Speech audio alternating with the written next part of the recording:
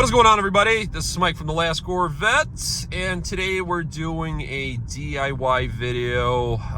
Honestly, there's a little bit more to it. It's kind of funny. This is the first time I've seen this happen out of the blue. Normally it happens when you replace wheels and tires and also all four or multiple, let's say, tire pressure sensors.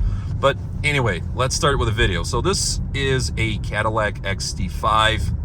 This belongs to one of my family members. I believe this vehicle is like 5 years old, just turned 5 or going on 5. And regardless, they called me a couple of days ago and said, listen, there's a warning light, which, if I zoom in here, you will see this is your typical tire pressure warning light that comes on if you're, either all or one tire is low on air, the preset air minimum. And normally you don't get this. Let me zoom in here. So on the left hand side, you see that all four tires have a double dash.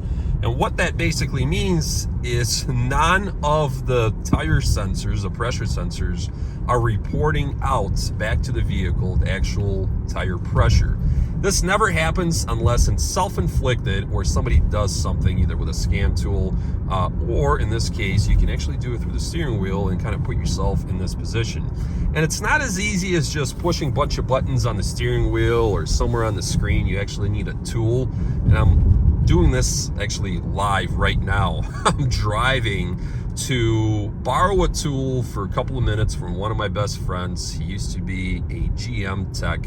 He works for GM Tech Center now. But yeah, he used to work at a GM dealership and he used to work on these vehicles. So I actually borrowed that tool.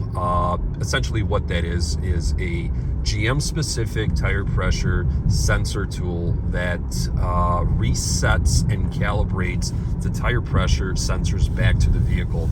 I made a video when I had my Cadillac, I'm stuck in Cadillacs, when I had my C6 Corvette and I purchased brand new wheels and tires, including all four new tire pressure sensors. And I had to use that exact same tool to put the vehicle in relearn mode and reset the sensors and make them active.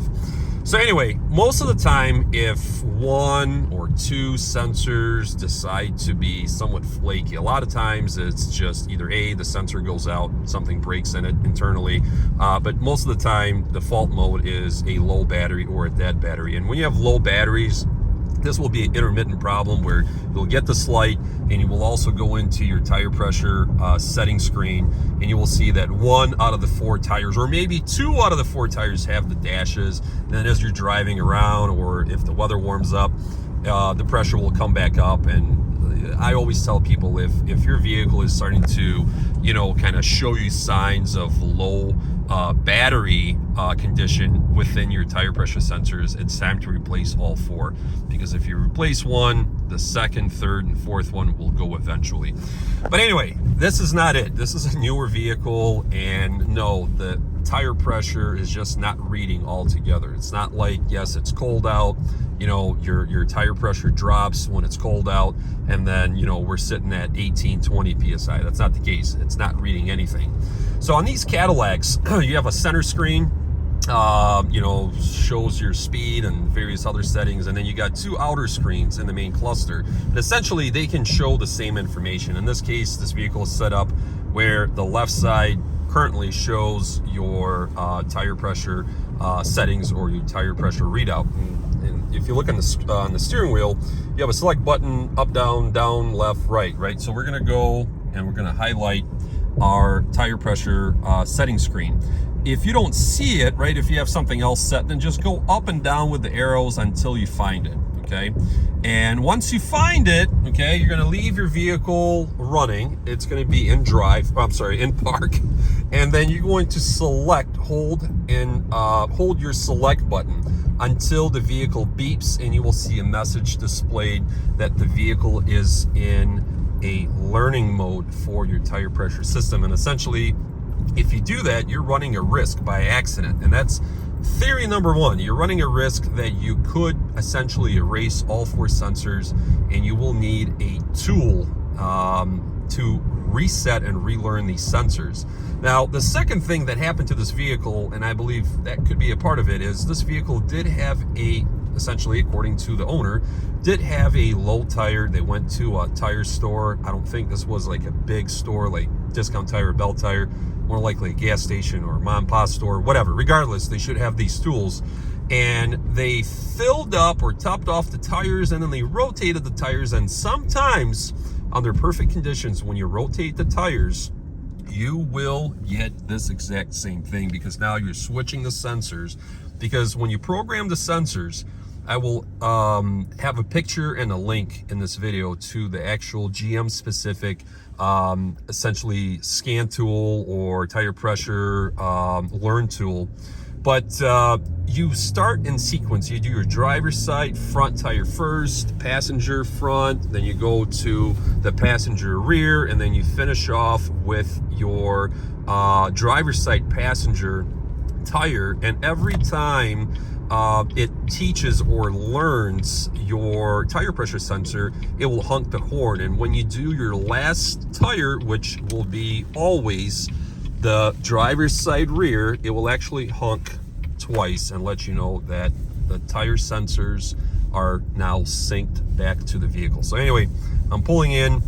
I'm gonna go grab this little module or this little scan learn tool, and all I'm gonna do is I'm gonna simply select it, show you guys the message. And by the way, when you start this vehicle, since there is no reading whatsoever, it actually tells you that there is a TPMS monitor fault or tire pressure monitor fault. That's because you have all 4 tires not reading anything currently. If it was just one tire, you would just, you know, get a single light and probably a message where it says tire pressure low, but not to service or whatever the message is to service. Yeah, I think it's service your tire pressure monitor system. So anyway, what we're going to do here is we're going to teach it really quick and go from there. All right, so just like that, I am on my way home. I believe the whole process took me like 2 minutes. This was slightly longer than what I remember when I had to reprogram the tire pressure sensors on my C6 Corvette. But regardless, I'm going to show you guys the tire pressure readout now. So we're going to go to the left. Oops, wrong button. To the left, then we're going to go either up and down, doesn't matter. And there you go. So now we got all 4 tires reporting out our tire pressure. So we got 43 psi, 42, 42, 42. I believe these are slightly overinflated.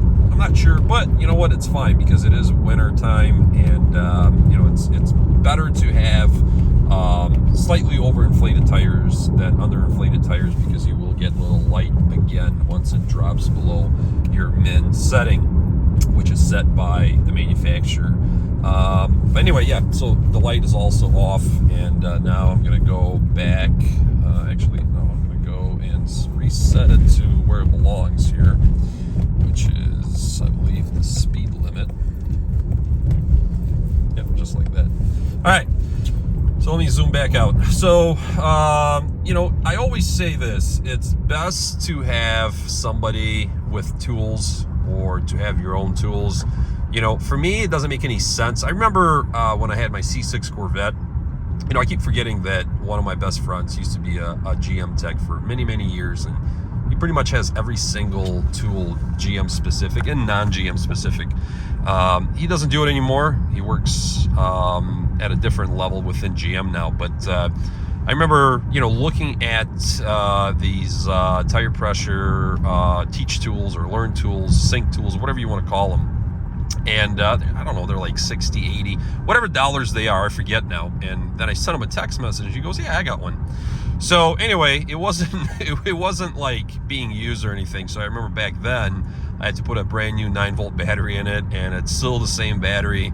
Like a couple of years later, that's in it now. It was actually flashing low.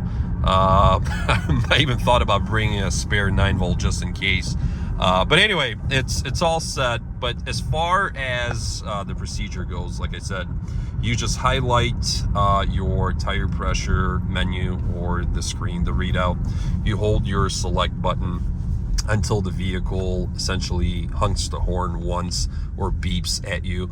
And then from there, it will display that the vehicle is in learn mode, or like it'll give you some kind of a message. I forgot to take a picture. It'll say tire pressure system learn mode or something like that along those lines.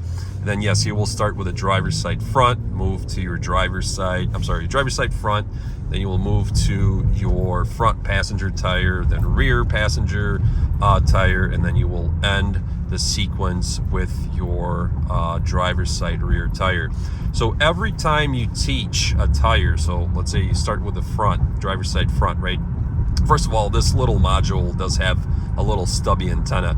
So essentially you're gonna put it right next to the valve stem, or you can even touch the rim of the vehicle. And sometimes it doesn't take, but just be patient. Hold in the single button that's on this little module. And then when it takes, once again, it'll give you a single signal. It'll beep, honk the horn, whatever you want to call it. And then you'll move to your second position, passenger front, and then you'll repeat the cycle until you get to your driver's side rear tire. And then it will do a couple of things. It will still give you a single honk, right, or a single beep, and then like a few seconds later, it will give you a double beep. And the double beep is important because when it double beeps, it's telling you that the programming is complete for all 4 positions, and now your system is set. If you simply just do a single beep, and you don't wait for that, we'll say dual beep or a dual honk, there's a chance that when you reset your vehicle or shut off your vehicle, you will be in the same position as you were before. You will get your double dashes on all 4 corners. So anyway, now what I'm going to do is I will edit the 2 videos together, and I will also take a picture of the module that you need, probably from Amazon. But as far as programming, it's just simple as putting it into your teach mode from the inside of the vehicle, and the vehicle has to be in park. The vehicle has to be running. You don't need to apply your parking brake or anything else that you read online. Just start the vehicle, roll your window down if you feel unsafe or you're afraid that the vehicle somehow will lock itself, and then just put it in teach mode and off you go. And then that's pretty much it. So I'll include that, and there's also a couple other videos out there that actually show you how to present this little tool to each and every single tire. Talk to you guys later.